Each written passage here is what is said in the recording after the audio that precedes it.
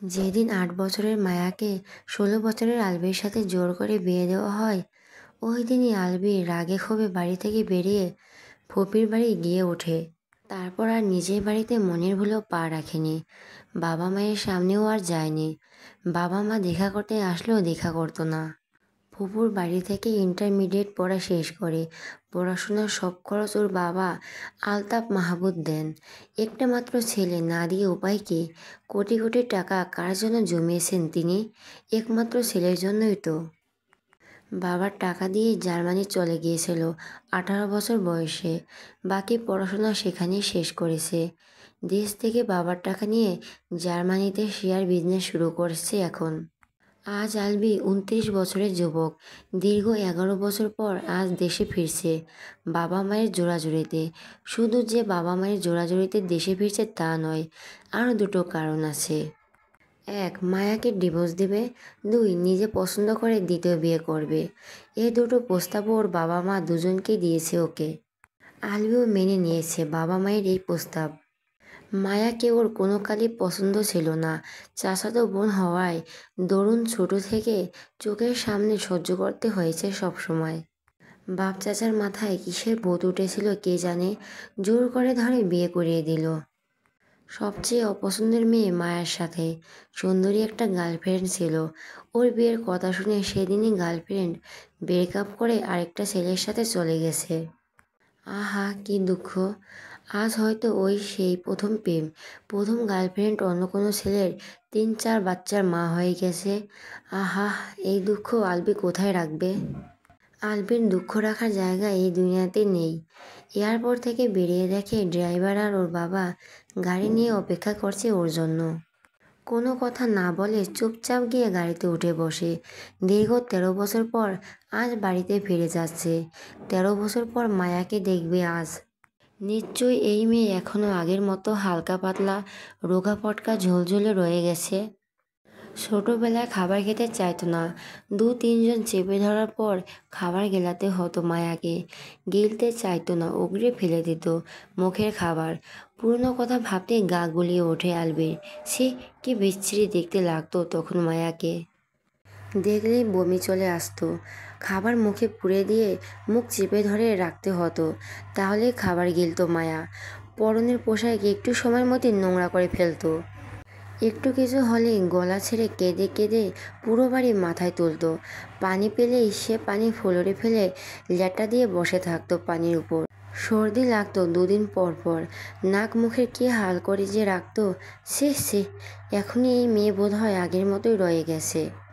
শরীর ঝাঁকি দিয়ে সোজা হয়ে বসে আলবি। বাড়িতে ফিরে আগে মায়াকে তালাক দেবে, তারপরে আলবি শান্তি পাবে। এই মেয়ের জন্য এত বছরেও আলবি শান্তি পায়নি। খাচ্ছনি মেয়ে একটা। 11 বছর আগে রেখে যাওয়া নিজের মাতৃভূমি তাকিয়ে তাকিয়ে দেখতে থাকে। অনেক পরিবর্তন হয়ে গেছে ঢাকা শহরের, এখন আর আগের মতো নেই। বাড়ির দরজা পেরিয়ে ভেতরে প্রবেশ করার সময় সাথে সাথে কোথা থেকে যেন একটা ডিম এসে সোজা আলবির মাথার উপর ভেঙে যায়। হতভম্ব হয়ে দাঁড়িয়ে যায় আলবি, সাথে ওর বাবা আলতাফ মাহমুদ। আলবি বোঝার চেষ্টা করে ওর মাথায় আর মুখের উপর এমন আঠালো গন্ধযুক্ত কি পড়ল। সানগ্লাস সরিয়ে নিজের দিকে তাকাতেই দেখে ভাঙা ডিম পায়ের নিচে পড়ে আছে। আর ওর পুরো মুখ 60 ডিম দিয়ে নষ্ট হয়ে গেছে। নিজের এমন অবস্থা দেখে চিৎকার করে ওঠে। ওর এক চিৎকারে সবাই এসে হাজির হয় ড্রয়িং রুমে। আলবির সামনের দিকে তাকিয়ে দেখে অতিমাত্রায় সুন্দরী এক রমণী কাঁচুমুচু মুখ করে দাঁড়িয়ে আছে। দেখা মাত্রই আলবির নজর আটকায় মেয়েটার দিকে। মিডিয়া হাইট, গোলগাল ফর্সা, গাল দুটো রসগোল্লার মতো ফোলা ফোলা। আলবি বিড়বিড় করে বলে, এই মেয়েকে বিয়ে করব আমি, একদম আমার মনের মতো। এই মেয়েটা কে দেখতে? আমার কল্পনার রাজকন্যা। পাশ থেকে একজন জোরে মেয়েটাকে ধমক দিয়ে বলে, মায়া কে করলি এটা? কার মাথায় ডিম ভাঙলি গাধি? মায়া বলে, আমি তো ভাইয়া দেখে ছুঁড়েছিলাম। মাঝখানে কোথা থেকে এক লম্বা চওড়া খাম্বা লোকটা এসে দাঁড়িয়ে গেল। আমার কোনো দোষ নেই, সব দোষ এই লোকের। সে কেন সামনে এসে দাঁড়ালো? আলবি হতভম্ব হয়ে বড় বড় চোখ করে মায়ার দিকে তাকায়। এই মেয়েটা মায়া, যাকে ডিভোর্স দেওয়ার জন্য এত দূরে আসলো আর এসে তার প্রেমে পড়ে গেল। কি আশ্চর্য, এই মায়া তো আগের থেকেও বজ্জাত হয়ে গেছে দেখা যায়।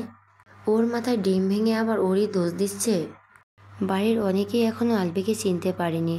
বড় বড় চোখ করে তাকিয়ে আছে। এই ছেলেটা কে? বাড়িতে এসেছে কেন? আলবি 16 বছর বয়সে বাড়ি ছেড়েছিল, আর 18 বছরের দেশ। তখন ছিল শুকনো ছিমছাম গড়নের, গালে দাড়ির অস্তিত্বই ছিল না। ফর্সা ছিল, তবে এখনকার মতো এত উজ্জ্বল ফর্সা না। এত বেশি লম্বাও ছিল না তখন। 6 ফুটে বেশি লম্বা হবে হয়তো। গাল ভর্তি ঘন কালো চাপদাড়ি, ছেলকে চুলগুলো স্টাইলিশভাবে কাটা, উজ্জ্বল ফর্সা গায়ে রং, জিম করা বডি, বলিষ্ঠ দেহের অধিকারী পুরুষ। আগে আলবির সাথে এই আলবির কোনো মিল নেই। এতগুলো বছর পর দেখে সহজে না চেনাটাই স্বাভাবিক। তার মধ্যে আবার ডিম ভেঙে মাথার মুখে লেপ্টে গেছে। কুসুম ভেঙে যাওয়ার কারণে চেহারা বোঝা যাচ্ছে না সেরকমভাবে। জার্মানি যাওয়ার পর একটা দিনও ভিডিও কলে কারোর সাথে কথা বলেনি। কোনো কিছুর প্রয়োজন হলে বাবার কাছে মেল করতো, ফোনেও কথা বলতো না বাবা মায়ের সাথে। মায়ের ইমোশনাল মেল পাওয়ার পর দুটো পিক পাঠিয়েছিল শুধু। এই কারণে আলতাফ মাহবুব প্রথম দেখেই ছেলেকে চিনতে পেরে গেছেন, নয়তো উনিও বোধহয় সহজে চিনতেন না। বাকি সকলের মতো ওনারও বেগ পেতে হতো ছেলেকে চিনতে। আলবির বাবা মা বাদে বাড়ির কেউ জানে না আজ আলবি বাড়িতে আসবে, তাই কেউ বুঝতে পারছে না ছেলেটাকে। ছেলেকে দেখে দৌড়ে এগিয়ে আসেন আলবির মা ঐশী রহমান।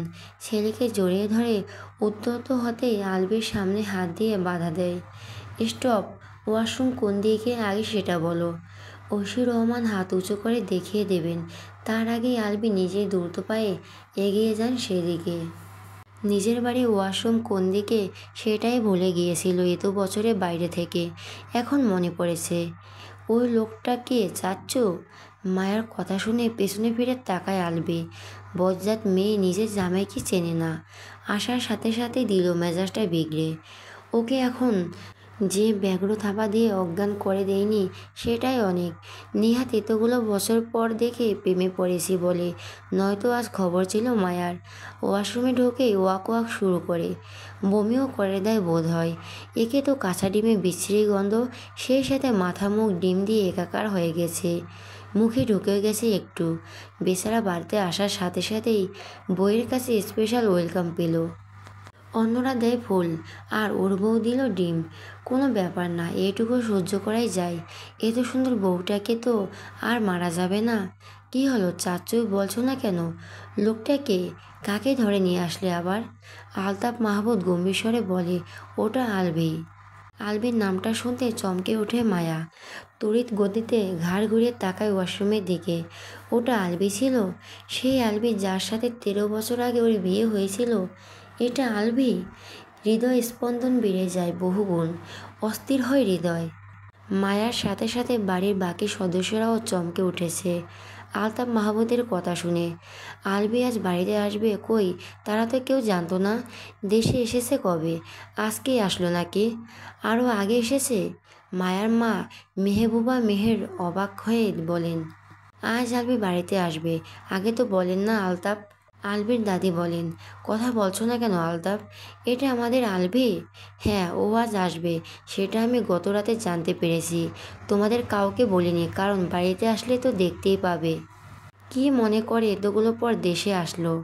বড় ভাই যা বলছিল তার জন্য এতগুলো বছর এত বুঝিয়েও দেশে আনা গেল না, আর এই কথা শোনার সাথে সাথেই চলে এলো। ভালোই হয়েছে, আমার নাতনিটা মুক্তি পাবে। দাদির কথা শুনে মায়ার শুকনো মুখ আরও শুকিয়ে যায়। কী থেকে মুক্তি পাওয়ার কথা বলছে দাদি?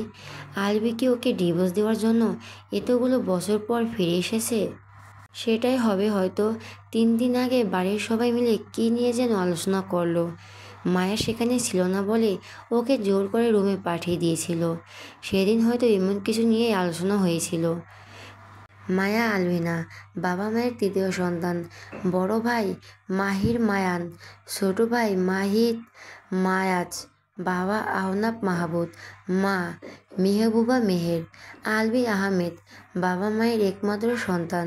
ছোট একটা বোন ছিল, 4 বছর বয়সে ডেঙ্গু জ্বরে আক্রান্ত হয়ে পৃথিবীর মায়া ছেড়ে চলে গেছে। বাবা আলতাফ মাহবুব, মা ঐশী রহমান। মায়ার বাবা আহনাব মাহবুব বাড়ির বড় ছেলে, মেজো মায়ার ফুপু আনজারা আর ছোট আলবির বাবা আলতাফ মাহবুব। মায়ার দাদা মারা গেছেন অনেক বছর আগে। বাড়ি আর ব্যবসা দুই ভাই আর বড় ছেলে মাহির সামলায়। মাহিদ অনার্স ফাইনাল ইয়ারে স্টুডেন্ট, বয়স 23 বছর। সবার বড় মাহির, তারপর আলবি, তারপর মাহিদ আর সবার ছোট মায়া। মায়া অনার্স দ্বিতীয় বর্ষের স্টুডেন্ট, বয়স 21। ছোট ভাইয়ের পেছনে ডিম নিয়ে ধাওয়া করছিল, ধরতে না পেরে ছুঁড়ে মেরেছিল, আর ছুঁড়ে দিতে হঠাৎ আলবির সামনে চলে আসে আর ফলস্বরূপ ডিমটা ওর মাথার উপরে পড়ে। ওয়াশরুম থেকে বেরিয়ে আসে আলবি। পুরো ড্রয়িং রুম জুড়ে পিনপিনতা নীরবতা। কেউ কিছু বলছে না, সবাই চুপচাপ দাঁড়িয়ে আছে। আলবির পায়ের শব্দ পেয়ে সেদিকে তাকায় সবাই। কালো প্যান্ট পরনে, উদাম গা, শার্ট খুলে ওয়াশরুমে রেখেই চলে এসেছে। হাত মুখে মাথার চুল শ্যাম্পু দিয়ে ধুয়ে এসেছে বোধ হয়। চুল থেকে টপ টপ করে পানি গড়িয়ে পড়ছে ফর্সা উদাম গায়ে। লজ্জা শরম নেই নাকি? এতগুলো মানুষের সামনে উদাম গায়ে চলে এসেছে। বিদেশ থেকে নির্লজ্জ হয়ে এসেছে বোধ হয়। এমনিতেও এই ছেলে জন্ম থেকে নির্লজ্জ প্রোম্যাক্স। এর লজ্জা শরম কোনো দিনই ছিল না, আর এখনও হয়নি বোধ হয়। আলবির দাদি নাহার ইসলাম কিছু বলার জন্য উদ্যত হতেই আলবি বলে, আমি শাওয়ার নিয়ে ফ্রেশ হয়ে আসছি, তারপর কথা হবে। আলবি সোজা নিজের রুমে চলে আসে। প্রায় 13 বছর আগে রেখে যাওয়া রুমটা এখনও আর আগের মতো নেই। রুমের সব কিছু চেঞ্জ করা হয়েছে। রুমের চারদিকে নজর বুলাতে বুলাতে চোখ যায় বেডের পাশে দেওয়ালের দিকে। চোখ দুটো ছানা বড়া হয়ে যায় দেওয়ালের টানানো ফটোগুলো দেখে। সেই 14, 15, 16 বছর বয়সের ফটোগুলো এখনও দেওয়ালে টানানো রয়েছে। এই ফটোগুলো কি বাড়ির সবাই এখনও দেখে? শরীর ঝাঁকি দিয়ে ওঠে আলবির। কেমন আজব আজব স্টাইলের ফটোগুলো তুলছিল তখন, দেখতে একদম মদন মদন লাগছে এখন। এমন আজব স্টাইলগুলোকে শিখিয়েছিল ওকে? ওর স্কুলের ফ্রেন্ডগুলো। সুটকেসটা রেখে দ্রুত গতিতে এগিয়ে গিয়ে দেওয়াল থেকে ফটোগুলো নামায়, সবগুলো একসাথে করে উপরে ফটোটার দিকে তাকিয়ে থাকে। এইটা ওর ফটো? এমন দেখতে ছিল আগে? ফটোগুলো জাদুঘরে সাজিয়ে রাখলে মন্দ হয় না। এই জেনারেশনের পোলাপান এই ফটোগুলো দেখে আজব স্টাইলগুলো শিখতে পারত। ফটোগুলো নিয়ে ড্রেসিং টেবিলের ড্রয়ারে রেখে দেয়। বাকি জীবনের এগুলো আর এখান থেকে বের করবে না। সোজা হয়ে দাঁড়ায় আয়নার সামনে, নিজেকে একবার ভালো করে দেখে নেয় আয়নায়। বলিউডের হিরোর মতো লাগছে এখন, আর এই ফটোগুলোতে হিরো আলমের মতো লাগছে। মায়াকে কল্পনা করে। আগের মায়ার সাথে এই মায়ের আকাশ পাতাল ফারাক। আগের মায়া ছিল হ্যাংলা পাতলা চিকন, পরিষ্কার পরিপাটি হয়ে থাকতোই না। চুলগুলো কাকের বাসা বানিয়ে রাখতো। চুল বিরাস করে বেঁধে দিলে সাথে সাথে খুলে এলোমেলো করে ফেলতো। খাবার খাওয়ার সময় যা অবস্থা করতো নিজের বলার মতো না। আর এখন গোলুমুলে গায়ের গড়ন, যেমনটা আলবির পছন্দ ঠিক তেমন। চুলগুলো সোজা, সিল্কি শাইনি, একদম পরিপাটি গেট আপ। দুধে হালকা গায়ের রং জন্ম থেকেই। অনেক বড় হয়ে গেছে এখন। আলবি তো ভেবেছিল এখন বোধহয় ছোটই রয়ে গেছে। আলবি নিজের জীবন সঙ্গীকে যেমন কল্পনা করত মায়া হুবাহু তেমন হয়ে গেছে এখন। খুশিতে বাচ্চাদের মতো লাফিয়ে ওঠে আলবি। আহা, ওর বউটা কি কিউট, মায়াবী আর সুন্দরী। ইস, কেন যে এতগুলো বছর বাড়ির সকলের কথা শুনে মায়াকে একটাবারও দেখিনি? কেন যে একটাবার দেশে আসেনি? যদি আসতো, দেখতো, তাহলে কি এতগুলো বছর বউ ছাড়া থাকতে হতো? কখনোই না। 2-3টা বাচ্চার বাপ হয়ে যেত এতদিনে। আফসোস, ভীষণ আফসোস। এতগুলো বছর পর বাড়িতে ফিরল বিদেশ থেকে, অথচ বউয়ের জন্য একটা লিপস্টিক পর্যন্ত আনেনি। আর না বাড়ির কারোর জন্য কিছু এনেছে, শুধু নিজের জন্য কয়েকটা ড্রেস আর প্রয়োজনীয় জিনিস নিয়ে চলে এসেছে। রাগে অভিমানে কারোর জন্য কিছুই আনেনি। কোনো সমস্যা নেই। বাংলাদেশে কি কম আছে নাকি? বাংলাদেশ থেকে সবাইকে কিনে দেব। সুটকেস থেকে toothbrush, paste, shampoo, shower gel আর টাওয়াল বের করে তাড়াহুড়ো করে ওয়াশরুমে প্রবেশ করে। হঠাৎ স্মরণ হয়, ও তো মায়াকে ডিভোর্স দেওয়ার জন্য এসেছে। এখন সবাইকে কিভাবে বলবে আমি মায়ার সাথে সংসার করব? মেইলে বাবাকে যা যা বলছিল, তারপর এই কথা ওর পক্ষে অসম্ভব।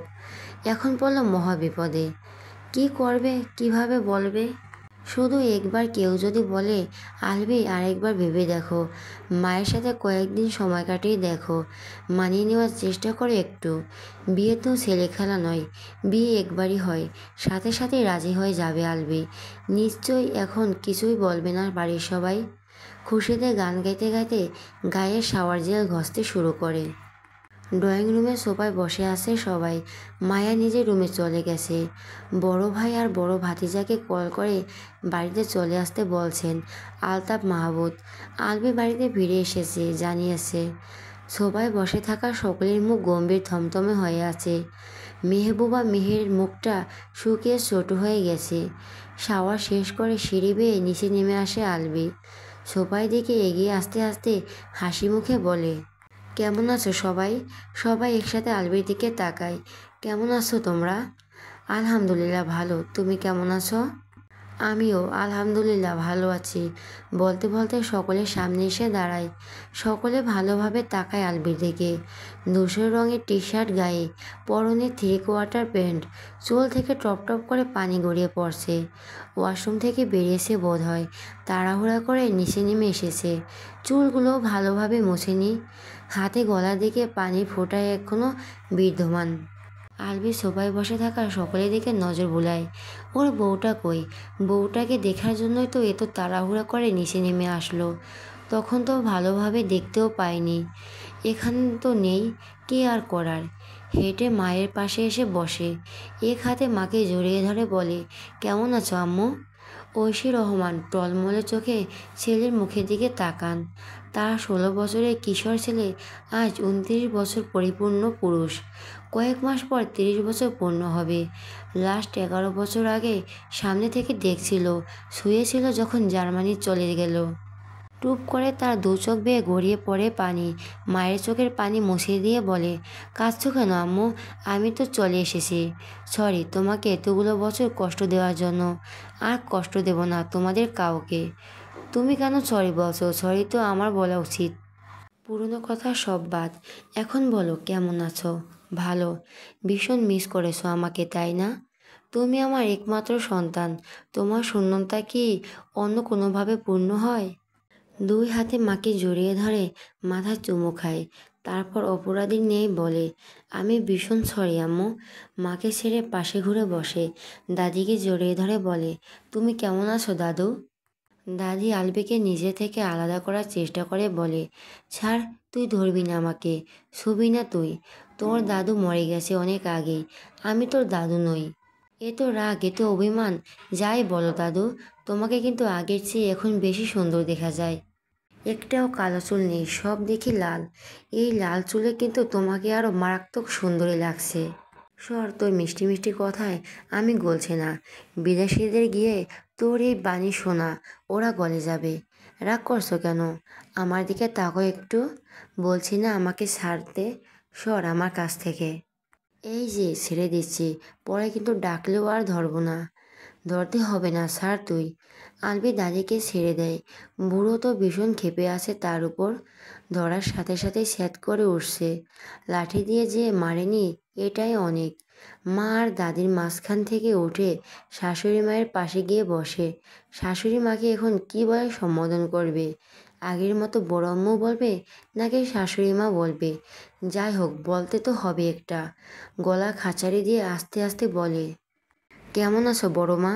ভালো। তুমি কেমন আছো? ভালো। আর কি বলবে? বলার মতো আর কিছু খুঁজে পাচ্ছে না। এদিক সেদিক নজর বোলায়। আলতাফ মাহবুব বলেন, কাউকে খুঁজছো? বাবার কথা শুনে সেদিকে তাকায়। বাড়ির আর সবাই কোথায়? বাইয়া আর মাহির আসছে অফিস থেকে। সোফায় বসে থাকে একজন মেয়েকে দেখিয়ে বলে, উনি কে? ওনাকে তো চিনলাম না। সবাই সেদিকে তাকায়। আলতাফ মাহবুব বলেন, ও সানজিদা, মাহিরের ওয়াইফ। ভাইয়া বিয়ে করেছে? অবাক হয়ে বলে কথাগুলো। আলতাফ মাহবুব বলেন, শুধু বিয়ে করেনি, 3 বছরের একটা মেয়েও আছে। ছোট মেয়ে মাহিদ। এর দিকে তাকায় আলভি। মাহিদের কোলে একটা বাচ্চা মেয়ে বসে আছে। ফ্যাল ফ্যাল করে তাকিয়ে আছে ওর দিকেই। হয়তো বোঝার চেষ্টা করছে এই অপরিচিত লোকটাকে ওদের বাড়িতে কেন এসেছে। হাত দিয়ে দেখিয়ে বলে, ও ভাইয়ার মেয়ে? হ্যাঁ। আলবি দু হাত বাড়িয়ে ডাকে, মামুনি আমার কাছে আসো। বাচ্চাটা আসে না, বরং চাচ্চুকে আঁকড়ে ধরে। আলবি আবার বলে, মামুনি চাচুর কাছে আসো। মাহিন ভাতিজিকে কোল থেকে নামিয়ে দিয়ে বলে, উনি তোমার বড় চাচু? ওই যে বিদেশে থাকে না তোমার বড় চাচু, সেই উনি? যাও চাচুর কাছে যাও। গুটি গুটি পায়ে এগিয়ে আসে বাচ্চা মেয়েটা। আলবি সোফা সেরে উঠে দাঁড়ায়, ভাতিজিকে কোলে তুলে নিয়ে আগে আদর করে। তুলতুলে নরম তুলোর মতো ছোট দেহখানা, গাল দুটো যেন শিমুল তোলা। ওর স্পষ্ট মনে আছে ছোটবেলায় মায়ের শরীরও এমন নরম তুলতুলে ছিল। এখন কি এমনই নরম তুলতুলে আছে নাকি শক্ত হয়ে গেছে, শুলেই বুঝতে পারবে। নাম কি তোমার আম্মু? মান্তাসা। মান্তাসা? তোমার মতো তোমার নামও সুন্দর। মান্তাসা খুশি হয়ে হেসে ওঠে। কেউ ওকে সুন্দরী বললে ভীষণ খুশি হয়। কেমন আছেন ভাবি? ভালো, আপনি কেমন আছেন? জি, আমিও ভালো আছি। হেঁটে মাহিদের পাশে গিয়ে বসে। তুই কেমন আছিস? এখন তো অনেক বড় হয়ে গেছিস দেখছি। ভালো আছি। এতগুলো বছর পেরিয়ে গেল, বড় হব না? পড়াশোনা কেমন চলছে? ভালোই, কোন ইয়ার? ফাইনাল। সবাই আলবিকে দেখে ভীষণ অবাকই হচ্ছে। আলবি যে সকলের সাথে এমন স্বাভাবিকভাবে কথা বলবে কেউ ভাবেনি। সকলের ধারণা ছিল কিছু জিজ্ঞেস করলেও বোধহয় উত্তর দেবে না এই ছেলে। এখন তো দেখা যাচ্ছে নিজের আগ বাড়িয়ে হেসে হেসে কথা বলছে। মতলব কি এই ছেলের? এত খুশি হয়ে আছে কেন? মেহবুবা মেহের বলেন, আলবি নিশ্চয়ই খেতে পেয়েছে তোমার। খাবার খেয়ে নাও, তারপর সকলের সাথে কথা বলবে। ঐশী চলো। বড় জায়ের সাথে সোফা ছেড়ে উঠে ডাইনিং রুমের দিকে এগিয়ে যান ঐশী রহমান। পেছন পেছন যায় আলবি। ওর কেমন যেন আনন্দ হচ্ছে ভীষণ। খুশিতে নাচতে ইচ্ছে করছে। আহা, আফসোস বউটার দেখা পেল না। তবুও খুশি খুশি লাগছে। চেহার টেনে বসে আলবি। মা আর শাশুড়ি মিলে ওর প্লেট ভর্তি করে খাবার বেড়ে দেয়। এটা ওটা প্লেটে তুলে দেয়। একটু পর পর কথা না বলে চুপচাপ খাওয়া শুরু করে আলবি। এতগুলো বছর পর মা চাচির হাতের রান্না অমৃতের মতন লাগছে। যতই যাই হোক না কেন, এতগুলো বছর প্রত্যেকবার খাবার খাওয়ার সময় এই রান্নার স্বাদ মিস করেছে। তোমরাও খাও। খাবো, তুমি খেয়ে নাও আগে। খাওয়া শেষ করে ড্রয়িং রুমে এসে দেখে বড় চাচ্চু মানে শ্বশুর আর বড় ভাই মাহির বাড়িতে চলে এসেছে। এক প্রকার দৌড়ে গিয়ে বড় ভাইকে জড়িয়ে ধরে হাসি মুখে বলে, কেমন আছো ভাইয়া? হঠাৎ এমন হওয়ায় হকচকিয়ে যায় মাহির। এভাবে এসে জাপটে ধরবে কল্পনাও করেনি। গম্ভীর বলে, আমি ভালো আছি, তুই কেমন আছিস? ভালো। ভাইকে ছেড়ে শ্বশুরের সামনে দাঁড়ায়। কেমন আছো চাচ্চু? ভালো, তুমি কেমন আছো? এই তো ভালো। আলতাফ মাহমুদ বলেন, সবাই এখানে উপস্থিত আছে, যার জন্য তুমি দেশে এসেছো সেটা করে মায়াকে মুক্তি দাও আর নিজেও মুক্তি হও। আচ্ছা, ডাকো মায়াকে। সবাই আলবির মুখের দিকে তাকিয়ে রইল। আলবির ঠোঁটের কোণে হাসি বিদ্যমান রয়েছে। এত খুশি রাগ ওঠে মাহিরের। ইচ্ছে করছে ঠাটি দুটো লাগিয়ে দিতে। মায়া ড্রয়িং রুমে আয়, গলা ছেড়ে ডাকে আলতাফ মাহমুদ। সাথে সাথেই একটা মেয়ে দৌড়ে আসে ড্রয়িং রুমে। মান্তাসা মেয়েটাকে দেখিয়ে বলে, দাদা ভাই, মায়া আন্টি চলে এসেছে। মান্তাসার কথা শুনে ঘাড় ঘুরিয়ে তাকায় আলবি। কোথায় মায়া? এটা তো অন্য একটা মেয়ে। মান্তাসার দিকে তাকিয়ে বলে, কোথায় তোমার মায়া আন্টি? মান্তাসা হাত দিয়ে মেয়েটির দিকে দেখিয়ে দেয়। মায়া, তোমাকে যা করতে বলেছিলাম করেছো? মায়া মাথা নাড়ায়। ফট করে ডান হাতটা তুলে বুকের বাঁ পাশে খপ করে চেপে ধরে আলবি। মায়ার মুখের দিকে তাকিয়ে থাকে। এটা মায়া? তাহলে ওটা কোন মায়া ছিল? এই মেয়ের চুলগুলো সেই ছোট মায়ের চুলের মতোই উস্কো খুস্কো এলোমেলো হয়ে আছে। গায়ের রং শ্যামবর্ণের, ছোট মায়ের মতোই দু হাতে মাটি আটকে রয়েছে। এটা ওর বউ? তাহলে কাকে দেখে কেরাস খেলো? কাকে বউ মনে করে খুশিতে এতক্ষণ লাফালো? ওর কেরাস তো এখন বাসে পরিণত হলো দেখা যায়। ওর ফর্সা বউটা এমন শ্যামবর্ণের হলো কিভাবে? বেচারা এখন হার্ট অ্যাটাক করে মরেই যাবে। আহ, কেউ বাঁচাও! ওই তো মায়া চলে এসেছে। মাহিদের কথা শুনে ঘাড় ঘুরিয়ে আবার সেদিকে তাকায় আলবি। এই তো সেই মায়া যাকে প্রথম দেখে ক্রাশ খেলো। এই মায়া ওই মায়া, দুই মায়া কোথা থেকে আসলো বাড়িতে? আলবি মায়ের দিকে তাকিয়ে বলে, এটা কে আর ওটা কে? ছেলের কথা শুনে বিরক্ত হয় আলতাফ মাহমুদ। মায়াকেও চিনতে পারছে না। ঐশী রহমান বলেন, ওই মায়া আমাদের বাড়ির কাজের মেয়ে, আর এই মায়া এই বাড়ির মেয়ে। বুক থেকে হাত সরিয়ে ফোঁস করে শ্বাস ছাড়ে আলবি। বাঁচা গেল। যাই হোক, অন্য কোনো মেয়েকে নিজের বউ ভাবেনি, নিজের বউকে নিজের বউ মনে করেছে। মায়াকে টেনে আলবির সামনে দাঁড় করান আলতাফ মাহমুদ। মায়াকে একবারও আলবির মুখের দিকে তাকায় না, নিচের দিকে তাকিয়ে থাকে। আলবি তাকিয়ে থাকে মায়ার দিকে। ওর ছোটোবেলার সুন্দরী কিউট বউটা একটু জড়িয়ে ধরতে পারলে ভালো লাগতো। থাক, এতগুলো মানুষের সামনে ধরা যাবে না। সবাই উপস্থিত আছে এখন, যা করার দ্রুত করো। আলবি বাবার মুখের দিকে তাকিয়ে মুচকি এসে বলে, আমি ভীষণ ক্লান্ত হয়ে আছি, যা বলার তা আগামীকাল সকালেই বলবো। এখন আমার ঘুমের প্রয়োজন। ঘুমের দিন দুনিয়া চোখে দেখছি না। কথা বলার শক্তিও অবশিষ্ট নেই আমার। এতক্ষণ ধরে বক বক করছে, আর 3টা বাক্য উচ্চারণ করার শক্তি নেই। 10 সেকেন্ড সময় লাগবে বলতে। তাড়াতাড়ি বলো। বলতে পারবো না আমি এখন ঘুমাবো। সারা দুপুর, বিকেল আর রাতে কেউ ডিস্টার্ব করবে না আমাকে। Good night guys. আগামীকাল সকালে দেখা হচ্ছে। আবার টাটা, বাই বলেই হাঁটা শুরু করে সিঁড়ির দিকে। বিস্ময়ের বিমূঢ় হয়ে সবাই তাকিয়ে আছে ওর দিকে। কি হয়েছে এই ছেলের? ভর দুপুরবেলা বলছে গুড নাইট। যার জন্য এত দূরে আসলো, তা না করে যাচ্ছে ঘুমানোর জন্য। ভাইয়া, এখন তো রাত না, এখন দুপুর। পুরোপুরি না ঘুরে শুধু ঘাড় ঘুরিয়ে তাকায় আলবি। ছোট ভাইয়ের দিকে চোখ রেখে বলে, আমি যখন ঘুমাবো তখনই নাইট।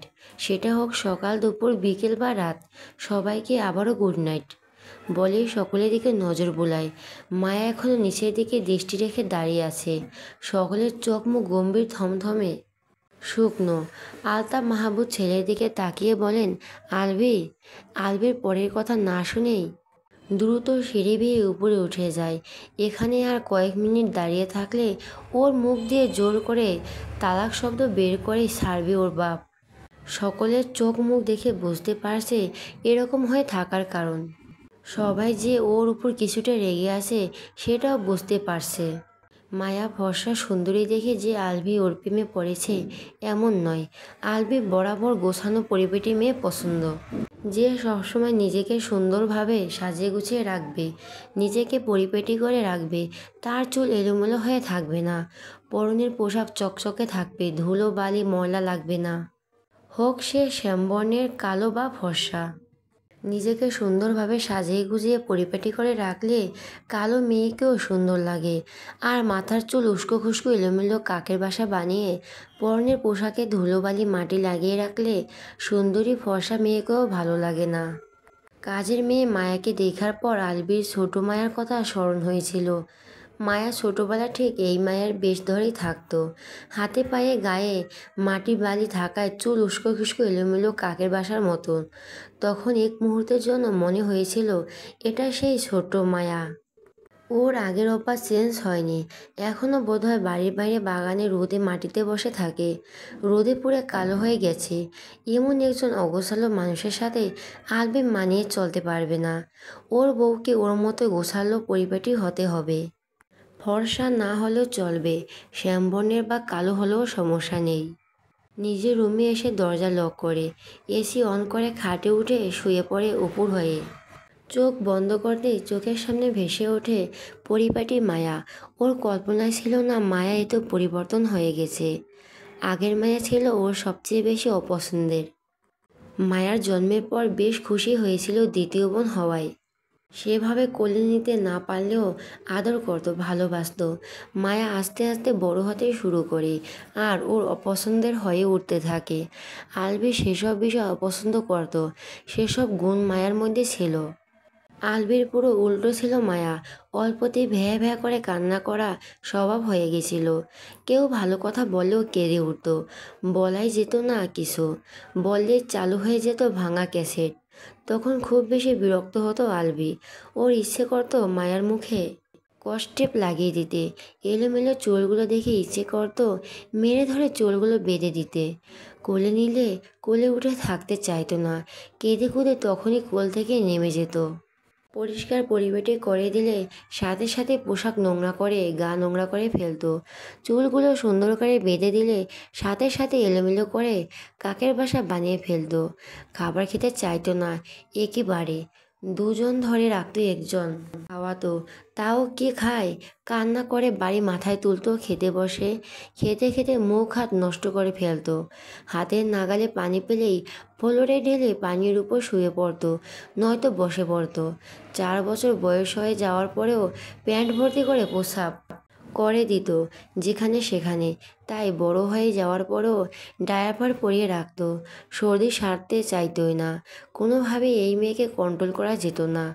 বাড়ির দরজা খোলা পেলে দৌড়ে বাইরে গিয়ে মাটি খুঁড়বে, খুবলে তুলে খেয়ে ফেলতো, সারা গায়ে মাখাতো।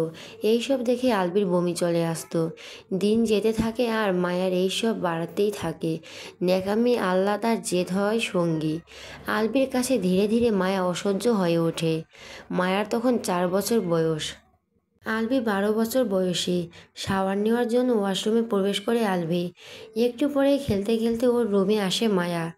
রুমে আলবিকে না দেখে খাটে উঠে যায়।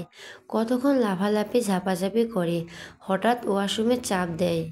খাটে দাঁড়িয়ে থেকে জোরে জোরে ওর মাকে ডাকতে শুরু করে। মেহবুবা মেহের নিচে থাকায় মায়ের ডাক শুনতে পায় না। মায়া নিজেই কোনো রকম ডায়াপার খুলে ফেলে। খাট থেকে নামতে নামতে কাজ সেরে ফেলে। খাট থেকে নেমে দৌড়ে রুম থেকে বেরিয়ে যায়। কিছু সময় পরে দাঁত কটমট করে ওয়াশরুম থেকে বেরিয়ে আসে আলবি। রুমের চারদিকে নজর বুলিয়ে দেখে মায়া চলে গেছে। মাথাটা ঠান্ডা হয় একটু। বজ্জাত মেয়ে রুমে আসলে একটা না একটা অঘটন ঘটিয়ে যায়। আজকে কিছু করেনি। স্টাডি টেবিলে ঠিকঠাক মতোই আছে। চুল মুছতে মুছতে খাটের দিকে এগোতে আসে। টাওয়ালটা পাশে রেখে ধপাস করে খাটে শুয়ে পড়ে চিত হয়ে।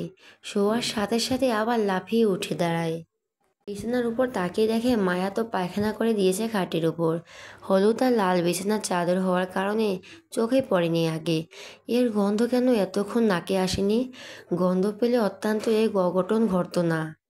ওর পিঠ আর মাথার চুলে লেগে গেছে। বমি করতে করতে দৌড়ে আবার ওয়াশরুমে প্রবেশ করে। বেচারা মাত্রই শাওয়ার নিয়ে এসেছিল। 1 ঘন্টা সময় নিয়ে শুধু শাওয়ারে জেল আর শ্যাম্পু লাগায়। শাওয়ার নিতে নিতে আরও কয়েকবার বমি করে দেয়। ঘৃণায় গা না মুছে ভেজা প্যান্ট চেঞ্জ না করে ওয়াশরুম থেকে বেরিয়ে সিঁড়ির দিকে এগিয়ে যায়। চিৎকার করে ওর মাকে ডাকতে শুরু করে। ওর চিৎকার চেঁচামেচি শুনে বাড়ির সবাই এগিয়ে যায় সিঁড়ির কাছে। সবাই থাকলেও মায়া নেই এখানে। রাগে গর্জন করে বলে, মায়া কোথায়? কেন, মায়া আবার কি করেছে? ও কোথায়? ওকে আজকে আমি মেরেই ফেলবো। ওকে নিষেধ করা সত্ত্বেও কেন ও বারবার আমার রুমে গিয়ে প্রস্রাব পায়খানা করে? আমার বিছানা কি ওর টয়লেট মনে হয়? আমার বিছানায় পায়খানা করে দিয়েছে। আমি না দেখে সেই পায়খানার উপর শুয়ে পড়েছিলাম। আলবির কথা শুনে খিলখিল করে হেসে ওঠে মাহিদ। আলবির রাগ আরও বেড়ে যায়। হাসছিস কেন? ধরে কিন্তু আছাড় মারবো তোকে। কোনো রকম বুঝিয়ে সুঝিয়ে ঐশী রহমান আলবিকে বাইরে রেখে ওর রুমে প্রবেশ করেন। দেখেন বিছানায় মায়ার পটি চ্যাপ্টা হয়ে ছড়িয়ে রয়েছে। ডায়াপার ফ্লোরে পড়ে রয়েছে। মায়ের কাণ্ড দেখে হাসবে নাকি ছেলের দুঃখে দেখে কষ্ট পাবেন বুঝলেন না। চাদর তুলে নতুন চাদর বিছিয়ে দেন। রুমে স্প্রে দিয়ে রুম থেকে বেরিয়ে আসেন চাদর আর ডায়াপার হাতে নিয়ে। আলবি রুমে এসে পুরো রুমে পারফিউম স্প্রে করে নেয় আবার। সেদিন থেকে মায়াকে একেবারেই দেখতে পারতো না আলবি। চোখের সামনে সহ্যই করতে পারে না। দেখলেই রাগে শরীর বিড়বিড় করে। সেদিনের সন্ধ্যায় সেলুনে গিয়ে মাথা টাক করে এসেছিল। এই চুল নিয়ে থাকতে ঘৃণা হচ্ছিল। বারবারই বমি আসছিল। এমনিতেই মায়াকে পছন্দ করতো না। সেদিন থেকে যেন ওর শত্রুই হয়ে যায়। এভাবেই দিন গড়িয়ে যেতে থাকে। মায়া বড় হওয়ার সাথে সাথে আরও একরোখা জেদি হয়ে ওঠে। এই মেয়েকে কেউ পরিষ্কার পরিপাটি করে রাখতে পারে না। বাড়ির প্রথম মেয়ে পৃথিবী ছেড়ে চলে গেছে, তাই মায়াকে বকতো না কেউ। সেভাবে জোরে ধমক দিয়ে কথাও বলতো না কখনো। সকলের আদরে ছিল, তাই তো আরও লাইফ পেত। কিন্ডার গার্ডেনে ভর্তি করানো হয়। মেহবুবা মেহের নয়তো ঐশী রহমান মায়াকে কিন্ডার গার্ডেনে নিয়ে যেতেন, আবার নিয়ে আসতেন। তখন মায়ার 6 বছর বয়স। স্কুল ছুটির পর আলবি ওর স্কুল ফ্রেন্ডদের নিয়ে বাড়িতে নিয়ে আসে। মায়া তখন বাড়ির ভেতর থেকে বেরিয়ে বাইরে ঘাসের উপর লেটটা দিয়ে বসে আছে। ঘাড়ির নিচে পড়ে থাকা চুলগুলো এলোমেলো, চোখ মুখ ঢেকে ফেলছে প্রায়। গায়ের জামার মাটি লাগিয়ে নষ্ট করে ফেলছে। মুখে মাটি, হাতেও মাটি। এই মেয়ে বোধহয় মাত্রই মাটি খেয়েছে। দেখে মনে হচ্ছে রাস্তার কোনো পথশিশু বসে আছে। আলবিকে দেখে ডেকে ওঠে, ভাইয়া। পাশ থেকে আলবির একটা ফ্রেন্ড বলে, আলবি, ও তোদের বাড়ির বউয়ের মেয়ে। দেখতে কিন্তু সুন্দর আছে, শুধু একটু পরিষ্কার পরিচ্ছন্ন করে রাখলেই অনেক সুন্দর দেখা যাবে। আলবি কটমট করে তাকিয়ে থাকে মায়ার দিকে। মায়ার দিকে দৃষ্টি রেখে আলবি রাগের স্বরে বলে, ও বুয়ার মেয়ে না, ও নিজে এই বাড়ির বুয়া প্লাস মালিক। এখন ভিতরে চল। কাউকে কোনো কথা বলার সুযোগ না দিয়েই ভিতরের দিকে এগিয়ে যায় আলবি। পেছন পেছন ওর ফ্রেন্ডরাও এগিয়ে যায়।